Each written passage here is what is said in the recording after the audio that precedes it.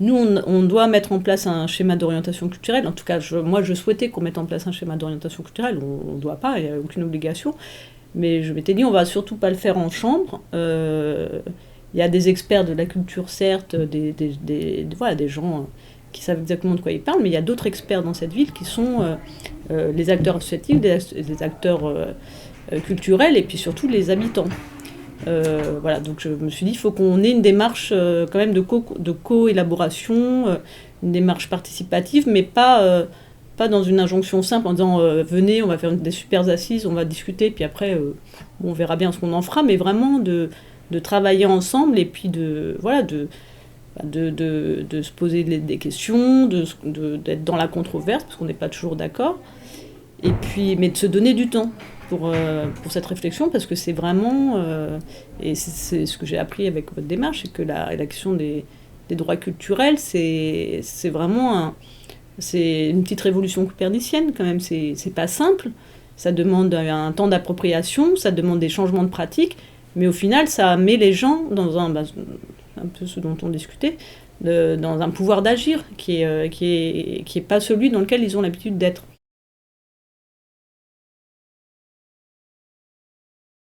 La réunion du 9 décembre arrivait juste après les attentats de novembre et puis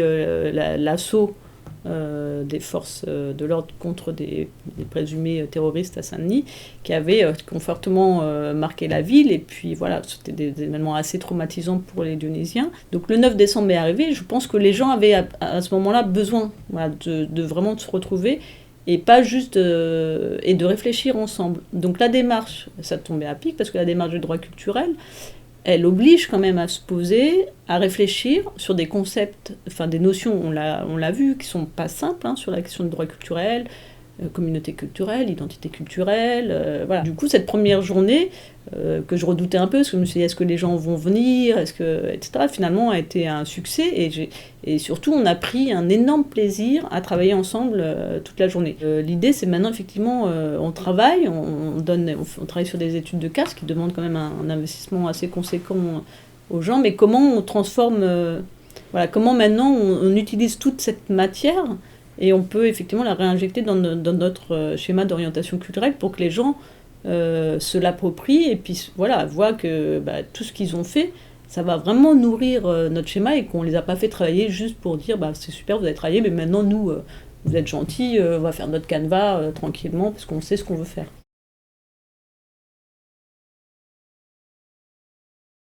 On dit couramment qu'on a plus de 80 nationalités, qu'il y a 130 langues différentes à Saint-Denis. On le met tout le temps en avant, c'est un peu la richesse de notre territoire, hein, des Bretons jusqu'aux Kabyles, etc. Mais je trouvais qu'à force de le dire, ça devient une sorte de concept un peu, ce que j'appelle les mots valises, un peu mou, et que finalement, voilà, on est très très content, on est fiers, mais finalement, on ne l'incarne pas complètement. Donc il me semblait important aussi qu'on puisse aller un peu plus, un peu au-delà de ces questions, voilà, ces images d'Épinal, et voilà, qu'on réfléchisse sur voilà, qu'est-ce que le droit culturel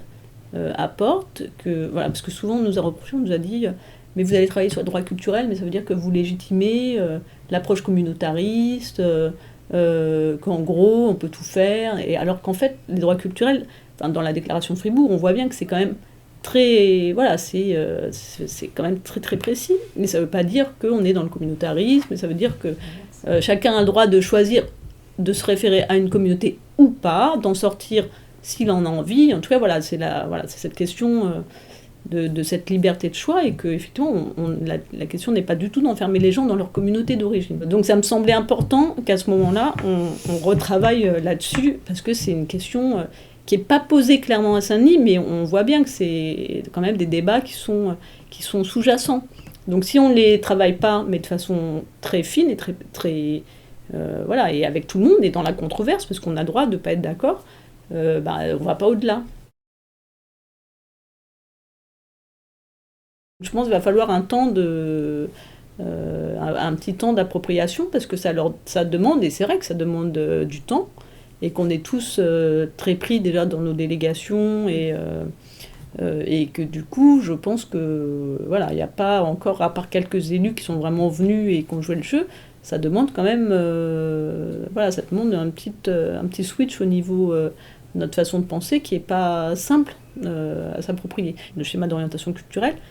ça peut être aussi un levier pour les autres politiques sectorielles. Donc voilà, moi c'est comme ça, je pense qu'on peut construire avec eux aussi. Ce document, c'est le début du processus, c'est pas la fin du processus. Et toute la difficulté, c'est de dire, bah, effectivement, maintenant on a un document, mais c'est que le début du travail qu'on va faire ensemble. C'est ce que je disais tout à l'heure, c'est alors sous quelle forme on va continuer à le faire, comment on va continuer à mobiliser des acteurs qui n'ont pas pu venir dans ce processus d'élaboration, cette première étape d'élaboration du schéma. C'est comment maintenant on les raccroche à ce processus, parce que c'est une histoire qu'on va continuer à écrire ensemble.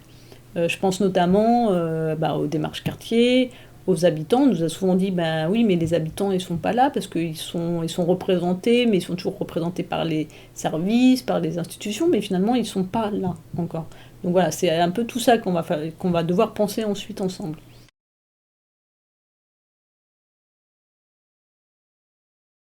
Donc moi, je voudrais vraiment que ce terreau-là soit fertile et surtout fasse germer une politique culturelle avec un S à la fin, quoi. Mais voilà, donc, et puis surtout qu'on rééquilibre cette politique culturelle qui a beaucoup donné à des gros événements, parce que c'est nécessaire sur un territoire, mais voilà, qui donne aussi, qui permet aussi à ce territoire et à cette énergie qui est là constamment, vraiment de rayonner et d'éclore.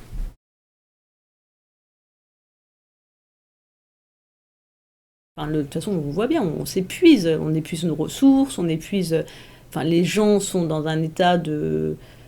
frustration permanente, puisqu'on est face à des surconsommations, les gens peuvent plus, enfin voilà, on est dans une crise économique majeure,